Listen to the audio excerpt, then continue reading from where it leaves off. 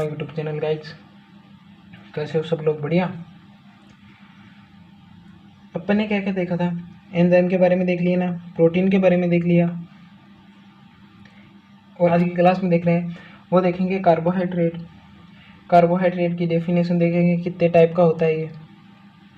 यानी carbohydrate 3 type का होता है, मोनोसेकेराइड, ओलिगोसेकेराइड और पॉलीसेकेराइड। इनके बारे में विस्तार से पढ़ेंगे अपन। तो स्टार्ट करते हैं कार्बोहाइड्रेट।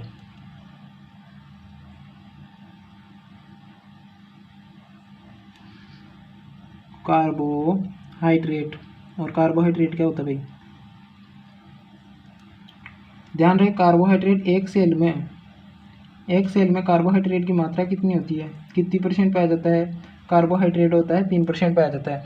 कार्बोहाइड्रेट क्या है? तात्कालिक ऊर्जा का स्रोत है, ठीक है, जिसमें लगभग 4.2 किलो कैलोरी अपने को एनर्जी प्राप्त होती है। उसके बाद में होती है वसा से होती है और उसके बाद में प्रोटीन से होती है, ठीक है। कार्बोहाइड्रेट है क्या? कार्बोहाइड्रेट क्या है? वो है पॉलीहाइड्रोक्सी। तो पॉलीहाइड्रोक्सी का मतलब, हाइड्रोक्सी का मतलब क्या है? जिसमें OH ग्रुप प्रेजेंट हो वो क्या है? हाइड्रोक्सी। तो पॉलीहाइड्रोक्सी एल्डिहाइड्स और एल्डिहाइड। तो केमिस्ट्री में आपने पढ़ा होगा, एल्डिहाइड का फॉर्मूला लगभग इस प्रकार से होता है ना। एल्डिहाइड, ये क्या है? एल्डिहाइड। अथवा इसमें क्या होता है? एल्डिहाइड, अथवा इसको ही क्या बोल रहे हैं? कार्बोनिल। ये GOC में आता है, GOC फर्स्ट पार्ट में आता है केमिस्ट्री में। कौन सा? ये क्या है? कार्बोनिल ग्रुप, या फिर अपन बोलते हैं इसे कीटोन्स। क्या हो? कीटोन समूह क्या हो? जुड़े हो। कीटोन समूह क्या? जुड़े हो। उन्हें क्या बोलते हैं? कार्बोहाइड्रेट। उन्हें सिंपली क्या बोलते हैं? कार्बोहाइड्रेट, ठीक। उन्हें क्या बोलते हैं? कार्बोहाइड्रेट। दिखाई तो दे रहा है ना? हाँ। तो कार्बोहाइड्रेट क्या है? तात्कालिक ऊर्जा का स्रोत है। लगभग इससे 4.2 किलो कैलोरी अपने को क्या प्राप्त होती है? एनर्जी प्राप्त होती है। तात्कालिक ऊर्जा का स्रोत है, एक सेल में पाया जाता है 3%। ध्यान रहे, पॉलीसेकेराइड, एल्डिहाइड और एल्डिहाइड को बोलते हैं, और कीटोन को, इन दोनों को ग्रुपों को बोलते हैं कार्बोनिल ग्रुप, ठीक है। समूह जुड़े हो तो उन्हें क्या बोलते हैं? कार्बोहाइड्रेट, ठीक है। क्या बोल रहे हैं? कार्बोहाइड्रेट बोल रहे हैं भाई। ध्यान रहे, एल्डिहाइड तो क्या है? एल्डिहाइड समूह है कौन सा? इस प्रकार से एल्डिहाइड ग्रुप होता है। यह कौन सा है? एल्डिहाइड। केमिस्ट्री में आपने पढ़ा होगा GOC फर्स्ट पार्ट में, लेकिन आप फिर भी मैं बता रहा हूँ, ये क्या है? कीटोन। कौन सा? कीटोन, ठीक। ये कौन सा है? कीटोन ग्रुप है। और ये कौन सा है? एल्डिहाइड ग्रुप है, ठीक है। अब देख रहे हैं सिंपल कार्बोहाइड्रेट के फंक्शन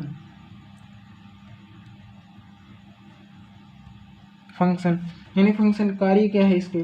तो कार्य क्या है? अपने को एनर्जी देता है। ये क्या देता है? एनर्जी। यानी अपने को क्या प्रदान कर रहा है? ऊर्जा प्रदान करवाता है। उसके बाद में ये श्वसन क्रियाधार के रूप में भी कार्य करता है। इसका कार्य क्या है? श्वसन क्रियाधार के रूप में भी कार्य करता है, जिसका RQ कितना होता है? इसका RQ कितना होता है? 1 होता है। RQ का मतलब होता है श्वसन गुणांक। और श्वसन गुणांक क्या, आगे अपन श्वसन वाले चैप्टर में पढ़ेंगे, लेकिन फिर भी बता देता हूँ। वो होती है त्यागी गई CO2 और ग्रहण की गई O2 का अनुपात क्या होता है? RQ होता है। इसका मान कितना होता है? 1 होता है।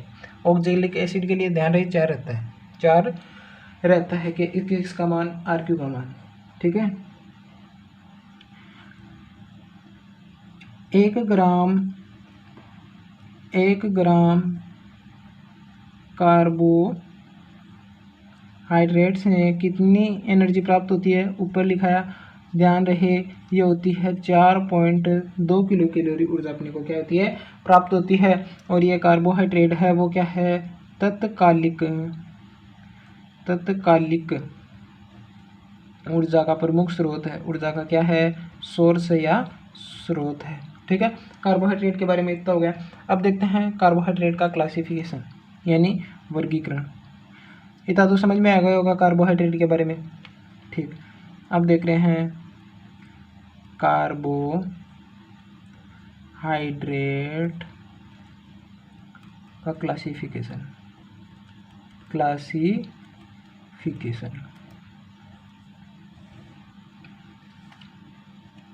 कार्बोहाइड्रेट होता कितना प्रकार का भाई 3 टाइप का। विस्तार से समझेंगे इसका क्लासिफिकेशन, यहाँ से क्वेश्चन बनते हैं भाई। एक है मोनोसेकेराइड। कौन सा सेकेराइड मोनोसेकेराइड।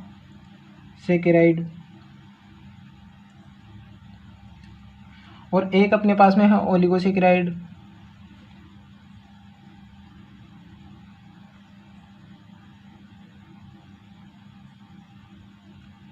और एक अपने पास में है वो है पॉलीसेकेराइड। कौन सा सेकेराइड पॉलीसेकेराइड। ठीक, पॉलीसेकेराइड। कार्बोहाइड्रेट कितने भागों में बटा 3 भागों में बटा मोनोसेकेराइड ओलिगोसेकेराइड और पॉलीसेकेराइड। ठीक है, ओलिगोसेकेराइड में जिनकी संख्या क्या 1, मोनोसेकेराइड में कितनी संख्या 1, ओलिगोसेकेराइड में संख्या कितनी 2 से 10 तक होती है। और पॉलीसेकेराइड में क्या होती है 10 से अधिक संख्या जिसमें होती है वो क्या होती है पॉलीसेकेराइड होती है। ठीक है, उसके बाद में देखें मोनोसेकेराइड क्या होते हैं। संरचना में इनकी क्या सिंपल होती है संरचना। ठीक है, इनकी कुछ की संरचना सिंपल हो सकती है, लेकिन ये क्या होते हैं पॉलीसेकेराइड की संरचना क्या होती है जटिल होते हैं। ये क्या होते हैं जटिल होते हैं। कौन पॉलीसेकेराइड। ध्यान रहे मोनोसेकेराइड क्या स्वाद में मीठे होते हैं और से थोड़े कम मीठे, यानी बोल सकते हैं क्या होते हैं ये भी क्या होते हैं मीठे। लेकिन मोनोसेकेराइड क्या होते हैं अधिक मीठे किससे ओलिगोसेकेराइड से। ठीक है, उसके बाद में पॉलीसेकेराइड क्या होते हैं स्वादहीन होते हैं। ठीक है, मोनोसेकेराइड क्या है वो शुगर है। क्या है शुगर है मतलब शर्करा है। ओलिगोसेकेराइड भी क्या है स्वाद में मीठी है तो क्या है शुगर है। और जो अपने पास में पॉलीसेकेराइड है वो क्या है नॉन शुगर है, स्वाद में मीठी नहीं है, स्वादहीन है तो क्या है नॉन सेकेराइड है, नॉन शुगर है। ठीक है, आपने कुछ देखा होगा अपन देखते हैं इधर से इधर जा रहे हैं ना, ये क्रम जा रहे हैं तो इनमें क्या हो रही है जटिलता धीरे धीरे क्या हो रही है बढ़ रही है।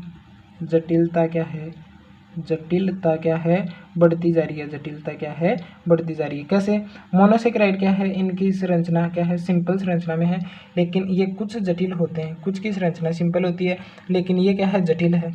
उसके बाद में अगर अपन देखते हैं कि इसमें मीठेपन का क्रम देखें तो मीठेपन के क्रम में क्या हो रही है कमी हो रही है। सबसे मीठा कम मोनोसेकेराइड, उससे कम मीठा कौन ओलिगोसेकेराइड। और ध्यान रहे पॉलीसेकेराइड क्या है स्वादहीन है, यानी ये मीठा ही नहीं है। ठीक है, उसके बाद में एक होता है घुलनशीलता।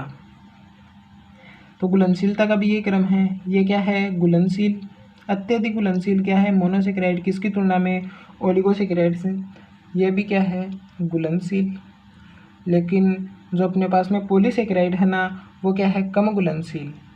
किसमें जल में कम घुलनशील। यह क्या है घुलनशीलता का क्रम। तो इधर से इधर जा रहे हैं तो घुलनशीलता भी क्या है घट रही है। घुलनशीलता भी क्या हो रही है भाई घट रही है। क्या हो रही है घट रही है। समझ में आया होगा कुछ आया।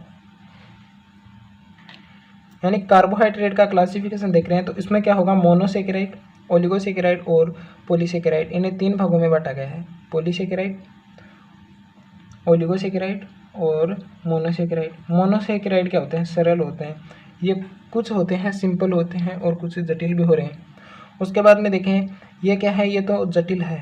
कौन पॉलीसेकेराइड है इनकी संरचना क्या है जटिल है। स्वाद में कौन से मीठे हो रहे हैं मोनोसेकेराइड का क्रम है स्वाद में अधिक मीठे हैं।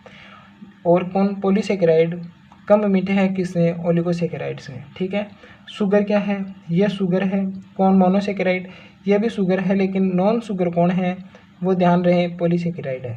उसके बाद में घुलनशीलता का क्रम देखें, ये अधिक घुलनशील है किसकी तुलना में, ओलिगोसेकेराइड से, और ओलिगोसेकेराइड अधिक घुलनशील है किसकी तुलना में, पॉलीसेकेराइड में। ठीक है, उसके बाद में ये क्रम बताया आपको, आई होप समझ में आया होगा। अरे मंजिल यूं ही नहीं मिलती राही को, अरे मंजिल यूं ही नहीं मिलती राही को, एक जुनून सा दिल में जगाना पड़ता है, पूछा चिड़िया से घोंसला कैसे, अभी बोली तिनका तिनका उठाना पड़ता है, बोली तिनका तिनका उठाना पड़ता है। तो इसके साथ ही आगे चलते हैं और वो देखते हैं अब इनके बारे में एक एक का विस्तार से पढ़ेंगे। जैसे मोनोसेकेराइड है, ओलिगोसेकेराइड है, पॉलीसेकेराइड है, इनका क्या करेंगे विस्तार से अपन क्या करेंगे, लर्न करेंगे। ठीक है, बताया मोनोसेकेराइड, कार्बोहाइड्रेट का वर्गीकरण देखा, और वर्गीकरण में कौन सा देख रहे हैं, फर्स्ट मोनोसेकेराइड।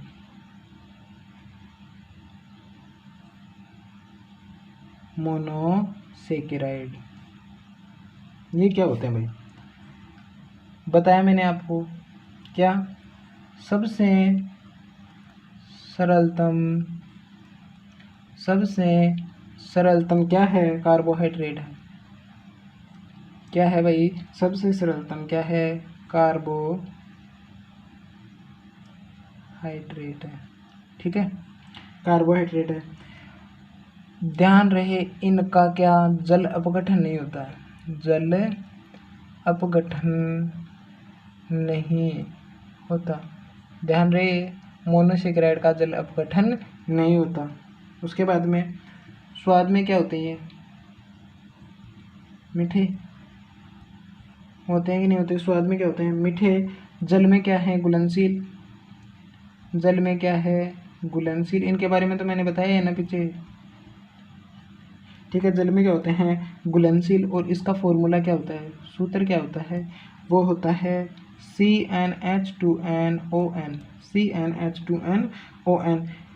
ठीक है, मोनोसेकेराइड में कहाँ से कहाँ तक, इसमें कितने, 3 कार्बन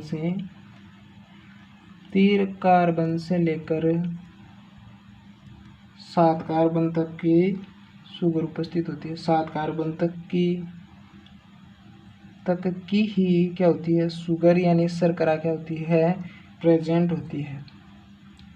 क्या होती है, प्रेजेंट होती है। ठीक है, कितने कार्बन से लेके, 3 कार्बन से लेकर 7 कार्बन तक ही शर्करा क्या होती है, यूज होती है। सूत्र में एन क्या है, यहाँ पे कार्बन की संख्या है। अगर अपन देखते हैं पेंटोज लेते हैं तो फॉर्मूला क्या बनेगा, C5H10O5। ठीक है, इस प्रकार से कुछ फॉर्मूला बन जाएगा। अब देखा होगा आपने मोनोसेकेराइड में क्या, मोनोसेकेराइड में कार्बन कहाँ से, 3 कार्बन से लेकर 7 कार्बन तक है कि नहीं है।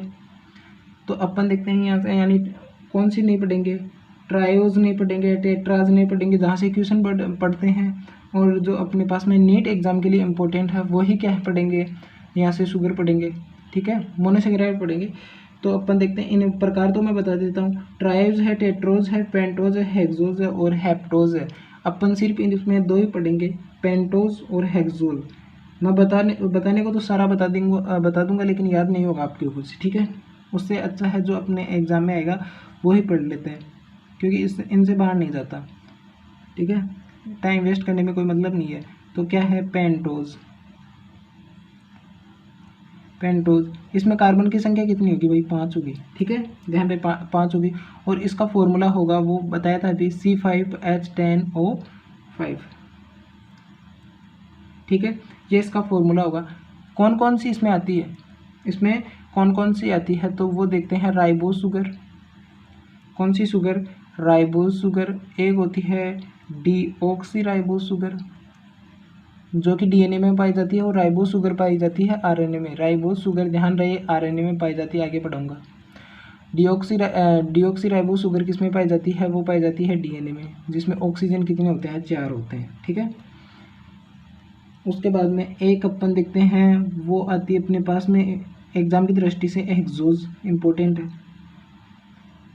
हेक्सोज ध्यान रहे आपको तो याद करनी ही है, इसमें कार्बन की संख्या कितनी होती है?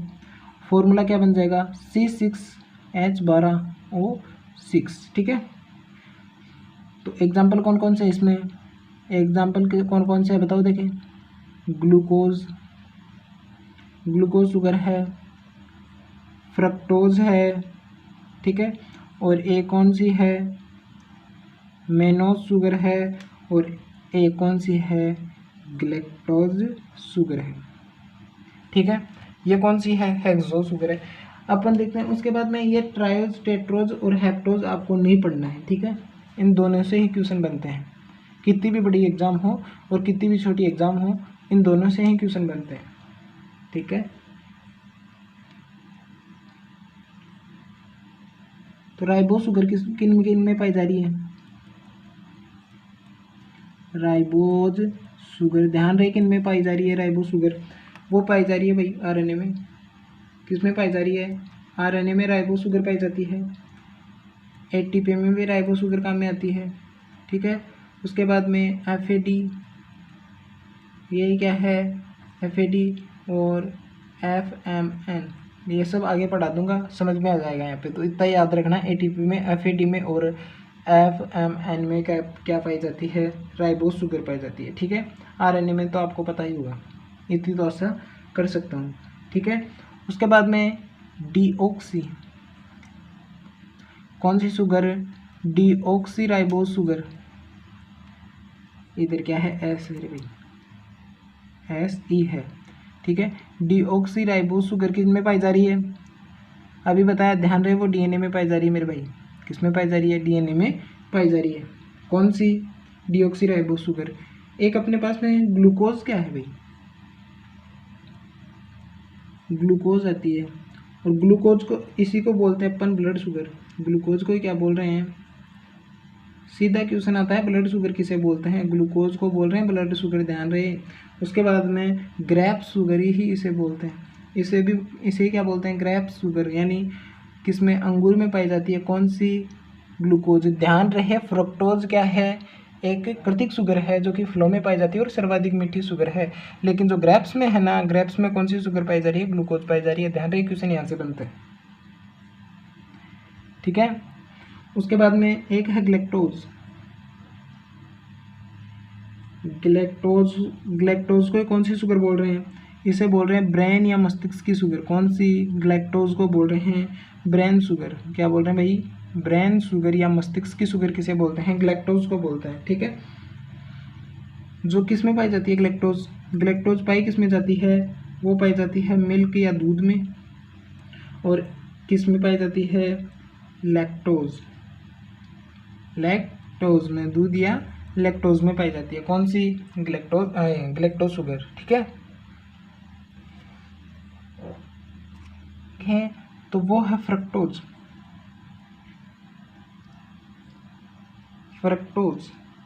फ्रक्टोज के बारे में मैंने आपको बताया। क्या बताया फ्रक्टोज के बारे में? ऐसे बोल रहे हैं फ्रूट शुगर। किसको? फ्रक्टोज को बोल रहे हैं फ्रूट शुगर। और ये क्या है?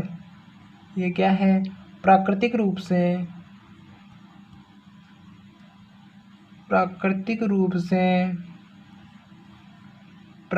रूप से सबसे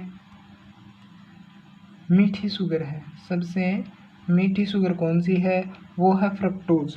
ठीक है, शहद से भी मीठी होती है, ये ध्यान रहे। फ्रक्टोज किससे?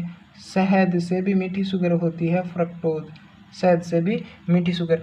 लेकिन अपने पास में एक आता है सेक्रिन। सेक्रिन क्या है? यह ध्यान रहे, शुगर नहीं है। ये क्या है? स्वीटनर है। क्या है? स्वीटनर है, शुगर नहीं है सेक्रिन। जो कि कितनी, लगभग, हाँ, ये क्या है? स्वीटनर है, शुगर नहीं है। कौन? सेक्रिन। क्योंकि इससे अपने को क्या नहीं प्राप्त होती है? ऊर्जा प्राप्त नहीं होती है। और ये क्या होता है? पूर्ण रूप से क्या होता है? जल में घुलनशील होता है। किसमें? जल में क्या होता है? घुलनशील।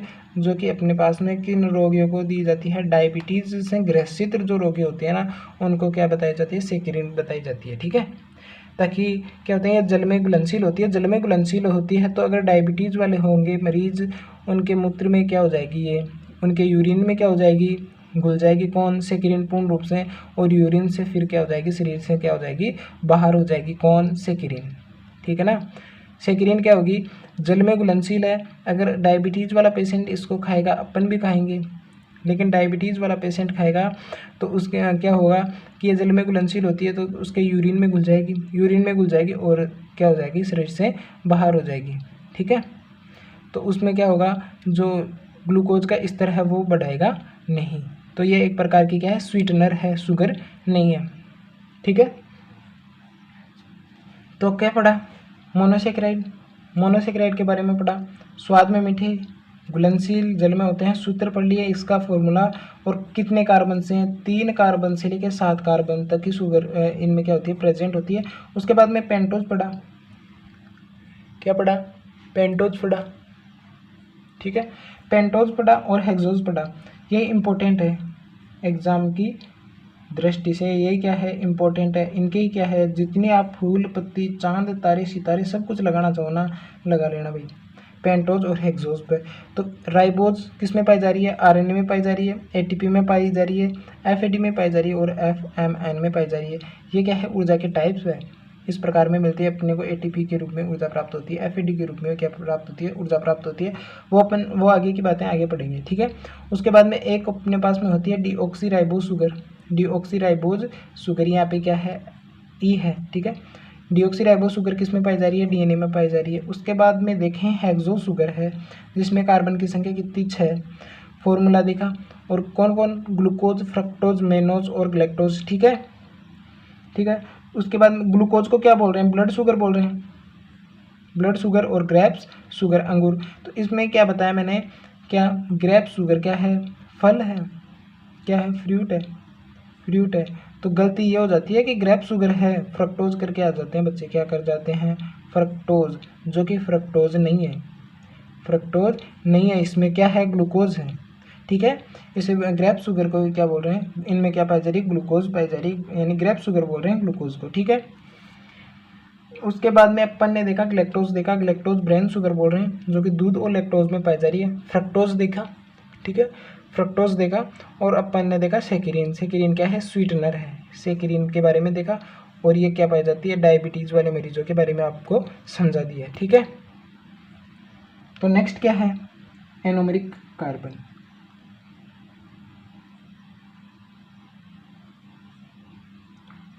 Anomeric carbon. और ये एनोमेरिक कार्बन क्या होता है, पहले लिख देते हैं फिर समझते हैं। क्रियात्मक समूह यानी फंक्शनल, क्रियात्मक समूह या ग्रुप वाला कार्बन को क्या बोल रहे हैं, वही क्या बोल रहे हैं, एनोमेरिक कार्बन बोल रहे हैं। तो ग्लूकोज में देखें, ग्लूकोज और जो फ्रक्टोज होती है, इनकी संरचना क्या होती है, सेम होती है। फ्रक्टोज की और ग्लूकोज की जो स्ट्रक्चर होती है वो सेम होती है। तो एनोमेरिक कार्बन के बारे में देखें ना, इसका एनोमेरिक कार्बन, ग्लूकोज का एनोमेरिक जो कार्बन है ना, वो कौन सा है, वो है C1, यानी फर्स्ट कार्बन ही है। ठीक है। और कौन सा ग्रुप पाया जा रहा है, वो पाया जा रहा है एल्डिहाइड ग्रुप। ठीक है। किसमें, एनोमेरिक कार्बन फर्स्ट है, और एनोमेरिक कार्बन कौन सा है, फर्स्ट है, और ग्रुप कौन सा पाया जा रहा है, वो पाया जा रहा है एल्डिहाइड वाला ग्रुप। ठीक है। और अपन देखते हैं फ्रक्टोज में एनोमेरिक कार्बन कौन सा है, दूसरा है C2। ठीक है, C2 है। और इसमें जो कौन सा पाया जा रहा है भाई ग्रुप, कीटोन पाया जा रहा है। कौन सा पाया जा रहा है, कीटोन। दोनों में अलग अलग पाया जा रहा है, यही इनका क्या है, अंतर है। अंतर क्या है, यही है कि इसमें तो किसमें, ग्लूकोज में तो पाया जा रहा है एल्डिहाइड, एल्डिहाइड, एल्डिहाइड ग्रुप या समूह पाया जा रहा है। और फ्रक्टोज में कौन सा पाया जा रहा है, फ्रक्टोज में पाया जा रहा है कीटोन। कौन सा पाया जा रहा है, कीटोन, कीटोन ग्रुप पाया जा रहा है। ठीक है। इसका एनोमेरिक कार्बन कितना है, C1, और इसका एनोमेरिक कार्बन कौन सा है, C2। ठीक है। थोड़ा सा ध्यान रखें, थोड़ा सा ध्यान रख लेना। प्राकृतिक, जो प्राकृतिक शुगर है ना, प्राकृतिक शुगर किस फॉर्म में पाई जा रही है, D फॉर्म में। ये आगे बता दूंगा आपको, डी फॉर्म में पाए जाते हैं। वैसे तो केमिस्ट्री में पढ़ लिया होगा आपने, अगर नहीं पढ़ा तो पढ़ लेना, आगे भी मैं बता दूंगा इसको।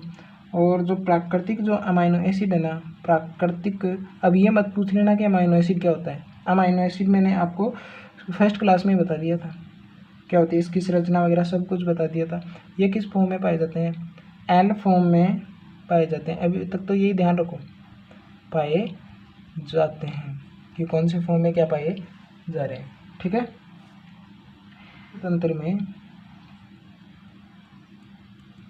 जीवित तंत्र में 4 कार्बन और उससे अधिक वाली शुगर या शर्करा किस फॉर्म में पाई जा रही है, रिंग फॉर्म में, रिंग फॉर्म या वलय रूप में पाई जाती है। ये क्या लिखा भाई, जीवित तंत्र में। तो अपन देखते हैं इनकी संरचना, नहीं यानी एक तो होती है रेखिक संरचना फ्रक्टोज की और ग्लूकोज की। 4 कार्बन से अधिक वाले कार्बन की क्या पाई जाती है, रिंग फॉर्म पाई जाती है। कौन सी रूप में पाया जाता है, रिंग फॉर्म में भी पाया जाता है। तो अपन देखते हैं बॉडी में कई रिएक्शन होती है, उन रिएक्शन को नहीं समझा पाती है, कौन सी स्ट्रक्चर, रेखिक स्ट्रक्चर नहीं समझा पाती है, तो उनका क्या दिया जाता है, रिंग फॉर्म दिया जाता है। कौन सा फॉर्म दिया जाता है, रिंग फॉर्म, यानी वलय रूप से उनको समझाया जा सकता है, ठीक है, वलय रूप से उनको समझाया जा सकता है। तो आज के लिए इतना ही, बाकी देखते हैं नेक्स्ट क्लास में। आपको समझ में आ रहा होगा, आई होप, मैं यही आशा कर सकता हूँ कि आपको समझ में आ रहा होगा। अगर आपको समझ में आ रहा है तो चैनल को लाइक कीजिए, क्लास को लाइक कीजिए, क्लास को शेयर कीजिए ज़्यादा से ज़्यादा अपने दोस्तों के पास, अपने रिश्तेदारों के पास। और चैनल को अगर आप नए हैं तो चैनल को सब्सक्राइब करें। आज के लिए इतना ही, बाकी करते हैं नेक्स्ट क्लास में। Thank you for watching, bye.